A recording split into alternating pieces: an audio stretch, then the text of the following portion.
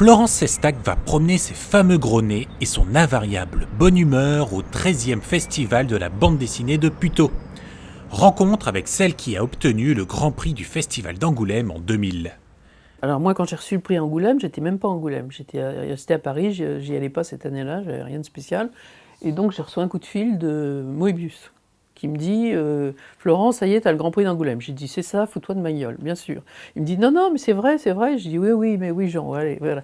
Et il me dit attends, je te passe Bilal. Donc il me passe Bilal, mais il me dit oui, mais bien sûr que tu as le prix, bien sûr. Après il me passe Drouillet, tout ça.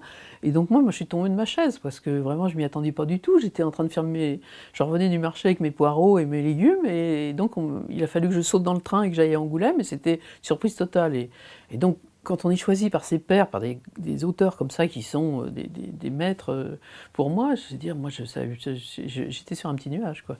Avec ses personnages à gros nez, la dessinatrice a créé un univers drôle et attachant et pose un regard aigu sur notre société.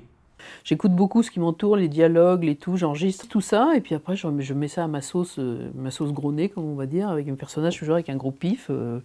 Voilà, ces personnages, je me les suis mis dans le crayon, comme on dit, et puis dès que j'ai un truc à raconter, je les utilise, quoi. Donc j'ai raconté le démon de midi, par exemple, ou l'histoire des salopes et des anges quand les femmes allaient se faire avorter en Angleterre. Donc j'arrive à raconter des choses qu'on ne ferait pas passer avec un dessin réaliste, et avec ça passe mieux, quoi. Avec la création de Futuropolis en 1972 avec Étienne Robial, Florence Sestac réalise deux premières, une librairie dédiée à la bande dessinée et l'apparition de la bande dessinée d'auteur.